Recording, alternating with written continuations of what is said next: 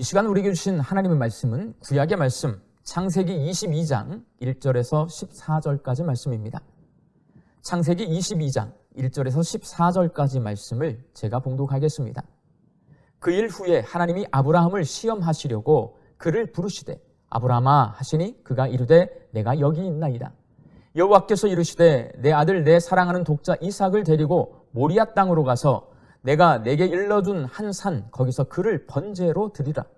아브라함이 아침에 일찍이 일어나 나귀의 안장을 지우고 두 종과 그의 아들 이삭을 데리고 번제에 쓸 나무를 쪼개어 가지고 떠나 하나님이 자기에게 일러주신 곳으로 가더니 제3일에 아브라함이 눈을 들어 그곳을 멀리 바라본지라. 이에 아브라함이 종들에게 이르되 너희는 나귀와 함께 여기서 기다리라. 내가 아이와 함께 저기 가서 예배하고 우리가 너희에게로 돌아오리라 하고 아브라함이 이에 번제나무를 가져다가 그의 아들 이삭에게 지우고 자기는 불과 칼을 손에 들고 두 사람이 동행하더니 이삭이 그 아버지 아브라함에게 말하여 이르되 내 아버지여 하니 그가 이르되 내 아들아 내가 여기 있노라. 이삭이 이르되 불과 나무는 있거니와 번제할 어린 양은 어디 있나이까. 아브라함이 이르되 내 아들아 번제할 어린 양은 하나님이 자기를 위하여 친히 준비하시리라 하고 두 사람이 함께 나아가서 하나님이 그에게 일러주신 곳에 이른지라. 이에 아브라함이 그곳에 제단을 쌓고 나무를 벌려놓고 그의 아들 이삭을 결박하여 제단 나무 위에 놓고 손을 내밀어 칼을 잡고 그 아들을 잡으려 하니 여호와의 사자가 하늘에서부터 그를 불러 이르시되 아브라함아 아브라함아 하시는지라. 아브라함이 이르되 내가 여기 있나이다 하매 사자가 이르시되 그 아이에게 내 손을 대지 말라. 그에게 아무 일도 하지 말라. 내가 내 아들 내 독자까지도 내게 아끼지 아니하였으니 내가 이제야 내가 하나님을 경외하는 줄을 아노라. 아브라함이 눈을 들어 살펴본즉 한 순양이 뒤에 있는데 뿔이 숫풀에 걸려 있는지라. 아브라함이 가서 그 순양을 가져다가 아들을 대신하여 번제로 드렸더라. 아브라함이 그 땅 이름을 여호와 이레라 하였으므로 오늘날까지 사람들이 이르기를 여호와의 산에서 준비되리라 하더라. 아멘. 은퇴하신 소망부 권사님들 가운데는 자기 의사와 전혀 상관없이 아버지가 정해준 신랑과 결혼하신 분들이 계십니다. 지금으로서는 말이 안 되는 일이지만 제 할머니 세대에는 심한 경우 신랑 신부가 결혼 당일에야 얼굴을 처음 본 분들도 계십니다. 그 시대에는 그렇게 결혼하는 것을 당연하다고 생각했기 때문에 아무런 불평 없이 부모님이 정해 주신 대로 결혼했습니다. 그러나 요즘에 3040 젊은 세대에게 이런 얘기를 하면 도저히 이해하지 못합니다. 결혼해서 함께 살 사람은 부모님이 아니라 본인이기 때문에 내 결혼 상대는 당연히 내가 선택해야 한다고 생각하지 내 대신에 부모님이 배우자를 선택해 주는 것은 말도 안 된다고 생각합니다. 이렇게 서로 생각이 다른 기성세대와 젊은 세대가 오늘 본문 말씀에 기록되어 있는 아브라함이 아들 이삭을 하나님 앞에 번제로 드린 사건을 서로 다르게 해석할 수밖에 없습니다. 어른들은 오늘 본문 말씀을 이렇게 읽습니다. 하나님께서 아들을 제물로 바치라고 하자 100살에 얻은 독자인 이삭을 하나님께 제물로 바친 아브라함의 순종에 어른들은 감탄합니다. 그리고 자신도 아브라함처럼 하나님 말씀에 절대 복종하는 믿음을 가졌으면 좋겠지만 솔직히 나는 내 자식을 죽여서 하나님 앞에 제물로 바칠 만한 믿음이 없습니다. 그래서 하나님께 죄송한 마음을 갖습니다. 그리고 아브라함과 같은 믿음을 갖게 해달라고 하나님께 기도합니다. 그러나 많은 젊은 성도들이 오늘 본문 말씀을 쉽게 받아들이지 못합니다. 먼저 하나님이 왜 사람을 죽여서 제물로 바치라고 하시는지를 이해하지 못합니다. 하나님은 살인을 철저히 금하시는 분입니다. 그래서 하나님께 제사를 드릴 때는 짐승을 제물로 바치도록 하셨고 하나님을 모르는 이방인들이 우상에게 사람을 제물로 바치는 인신 제사를 철저히 금지시켰습니다. 구약시대 아브라함의 고향인 메소포타미아 지역에는 마르둑이라는 우상을 섬겼는데 이 우상을 숭배하던 사람들이 인신 제물을 바쳤고 하나님은 그것을 어리석고 가증스러운 일로 여겼습니다. 그런데 그런 하나님께서 아브라함에게 아들 이삭을 죽여서 제물로 바치라고 말씀하시니 하나님이 왜 이러시는지 젊은 사람들은 성경 말씀이 앞뒤가 맞지 않고 도무지 이해가 되지 않는다 생각합니다. 그리고 아무리 하나님이 아들을 제물로 바치라고 말씀하셨다 하더라도 아버지인 아브라함이 이삭을 진짜 이렇게 제물로 바치는 것이 이해되지 않습니다. 아브라함이 아버지라면 적어도 하나님 도저히 그렇게는 못하겠습니다 라고 거절하는 모습이라도 보여야 하고, 차라리 아버지인 자기가 대신에 제물이 되겠다고 하나님 앞에 하소연이라도 해야 그게 아버지다워 보입니다. 그러나 아브라함은 너무나 매정하게도 이삭을 제물로 바치라는 하나님의 말씀에 두말하지 않고 아들을 데리고 모리아산으로 가서 이삭을 묶고 칼로 죽여서 불에 태워 제사를 지내려고 합니다. 이런 아브라함의 모습을 보면 이 사람이 정말 아버지 맞나 싶고, 젊은 세대는 이 성경 말씀을 이해하지 못합니다. 미신, 맹신, 광신과 같이 잘못된 믿음이 있습니다. 미신은 없는 것을 믿는 것입니다. 나무나 돌이나 쇳덩어리로 있지도 않는 신의 형상을 만들어 놓고 그것을 신으로 믿는 것이 바로 미신입니다. 맹신은 무조건 믿는 겁니다. 이단의 교주들이 우리랑 똑같은 사람인데도 이단에 빠지는 사람들은 교주를 하나님으로 믿습니다. 교주가 도덕적으로 타락하고 온갖 허점을 보여도 상관하지 않고 무조건 하나님으로 믿는 것, 바로 이것이 맹신입니다. 그리고 광신은 자기 멋대로 믿는 것입니다. 성경대로 믿지 않고 믿고 싶은 대로 내 마음대로 믿는 것, 그것이 바로 광신입니다. 성경에서 이야기하는 믿음은 확신입니다. 확신이란 사실에 근거해서 믿는 것, 진리에 근거해서 그것을 받아들이는 것을 말합니다. 그렇다면 아들 이삭을 제물로 바치라는 하나님의 말씀에 순종해서 아들을 죽이려 했던 아브라함의 믿음은 미신일까요? 맹신일까요? 광신일까요? 확신일까요? 젊은 세대의 눈에는 맹신으로 보이고 기성세대의 눈에는 확신으로 보일 것 같습니다. 그렇다면 성경은 아브라함의 이런 모습을 어떻게 보고 있을까요? 오늘 본문 12절 말씀입니다. 사자가 이르시되 그 아이에게 내 손을 대지 말라, 그에게 아무 일도 하지 말라. 내가 내 아들 내 독자까지도 내게 아끼지 아니하였으니 내가 이제야 내가 하나님을 경외하는 줄을 아노라. 하나님이 보낸 천사는 하나님께 제물로 바치기 위해서 아들 이삭을 죽이려 했던 아브라함의 모습을 보고 아브라함이 하나님을 경외하는 줄을 알았다고 말하고 있습니다. 이를 통해 아브라함이 하나님을 두려워하고 있음을 확인했다는 말입니다. 하나님이 아브라함에게 아들 이삭을 제물로 바치게 하신 이유는 진짜 제물로 바치게 하기 위해서가 아니라 아브라함을 시험하시기 위해서입니다. 오늘 본문 1절 말씀입니다. 하나님이 아브라함을 시험하시려고 그를 부르시되 아브라함아 하시니 그가 이르되 내가 여기 있나이다. 하나님은 아브라함을 테스트하시려고 아들 이삭을 제물로 바치게 하셨습니다. 여러분, 아무리 하나님이 시험하신다고 하더라도 그것이 실제가 아니라 테스트하기 위해서라도 사람 목숨을 가지고 이렇게 하시면 안 됩니다. 그것도 다른 사람도 아니고 100살에 얻은 아들의 목숨을 가지고 시험을 하는 것은 정말 아닌 것 같습니다. 우리가 성경을 통해 알 수 있는 하나님은 사람뿐만 아니라 모든 생명을 존귀하게 여기시는 분이십니다. 사람 목숨으로 장난치실 분이 아니란 말씀입니다. 그렇다면 하나님은 뭐예요? 아브라함에게 아들 이삭을 죽여서 제물로 바치게 하셨을까요?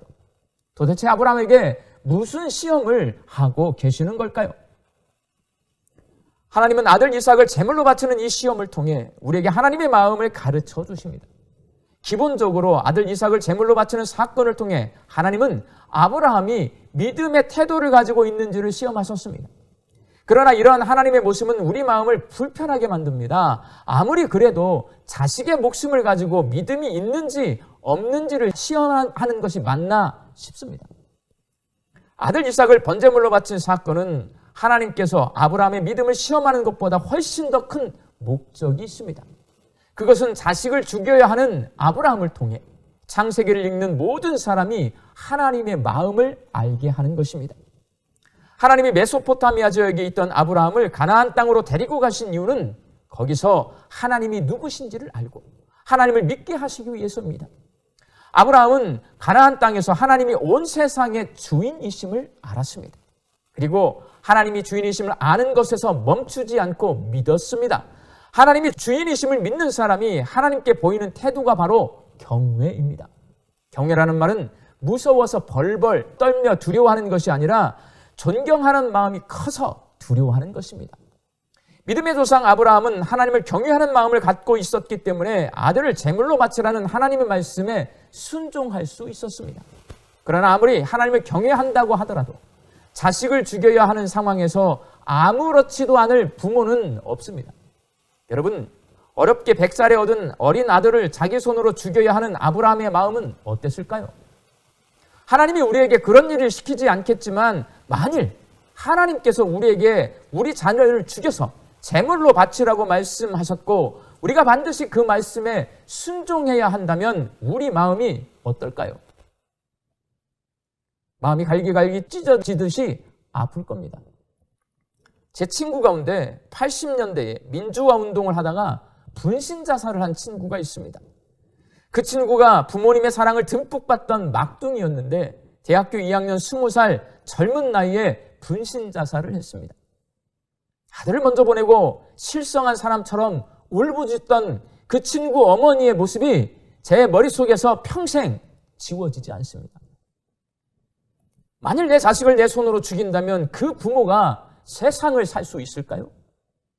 요즘은 세상이 악해져서 그런 부모가 나올 수도 있지만 정상적인 부모라고 한다면 평생 트라우마에 시달려서 죽은 것보다 못한 인생을 살게 될 것입니다. 죽을 때까지 고통스러워할 겁니다. 여러분, 아들 이삭을 제물로 바쳐야 하는 아브라함의 모습에서 우리는 독생자 예수님을 우리를 위해 대속의 제물로 죽게 하신 하나님의 모습을 발견할 수 있습니다. 그리고 자기를 제물로 태울 나무를 등에 지고 모리아산을 오르는 이삭의 모습에서 우리의 죄를 대속하시기 위해 십자가를 등에 지고 골고다 언덕을 올라가시는 예수님의 모습을 볼 수 있습니다. 오늘 본문 말씀은 아들을 제물로 바치라는 하나님의 말씀에 순종하는 아브라함의 믿음보다 우리의 죄 때문에 아들을 십자가에 못 박아 죽이며 고통스러워하는 하나님의 마음을 보여주고 있고 하나님 말씀에 순종해서 십자가를 지고 골고다 언덕을 오르는 예수님의 모습을 보여주고 있습니다. 아브라함은 번제를 드릴 모리아산까지 아들 이삭과 함께 3일 동안 걸어갔습니다. 그 3일 동안 정말 마음이 아팠을 겁니다. 내 아들을 내가 죽여야 하기 때문입니다. 그리고 마침내 모리아산에 올라 아들 이삭을 죽이기 위해 칼로 찌를 때에 자기가 죽고 싶었을 겁니다. 그 마음이 바로 하나님의 마음입니다. 십자가에서 죽게 하려고 이 땅에 예수님을 보내신 아버지 하나님의 마음이 그렇게 아팠을 겁니다. 겟세마네 동산에서 예수님이 아버지 이 잔을 내게서 옮겨주시옵소서라고 말하며 땀방울이 핏방울이 되도록 기도하셨을 때에 그리고 십자가에서 아버지여 아버지여 어찌하여 나를 버리셨나이까 라고 외치셨을 때에 하나님의 마음은 너무나 아팠을 겁니다. 하나님께서는 창세기에 기록되어 있는 아브라함에 관한 이야기를 읽으며 우리가 하나님의 마음을 헤아릴 수 있도록 아브라함이 아들 이삭을 죽여 제물로 바치도록 그의 믿음을 시험하셨습니다. 사랑하는 청파동교회 성도 여러분, 앞으로는 모리아산에서 아들 이삭을 제물로 바치려 했던 아브라함을 생각할 때마다 독생자 예수를 우리를 위해 대속 제물로 죽게 하신 하나님의 아픈 마음을 기억하시기 바랍니다.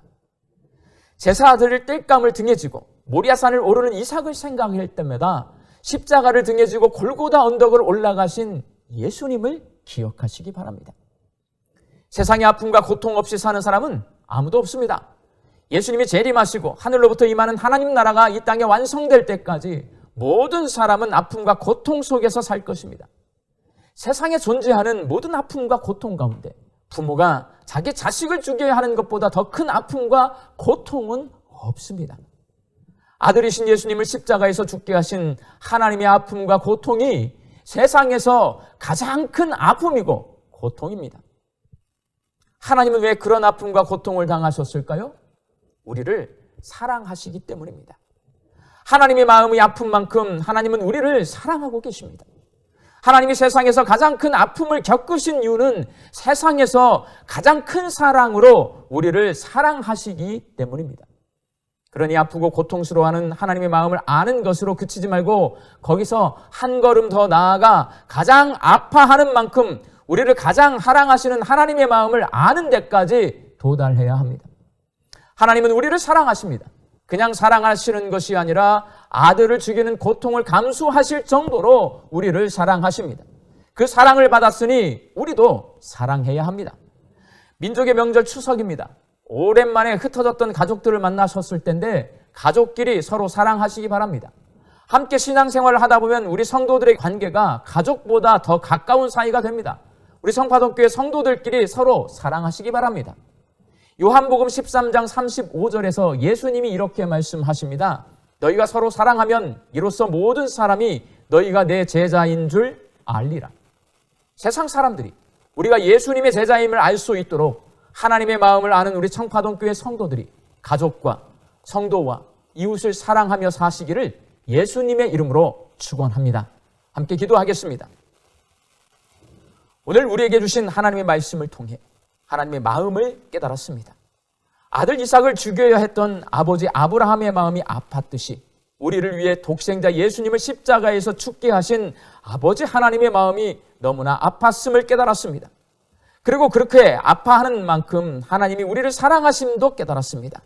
하나님께서 우리를 세상에 존재하는 사랑 가운데 가장 큰 사랑으로 사랑해 주셨으니 우리도 서로 사랑하며 살게 하여 주옵소서.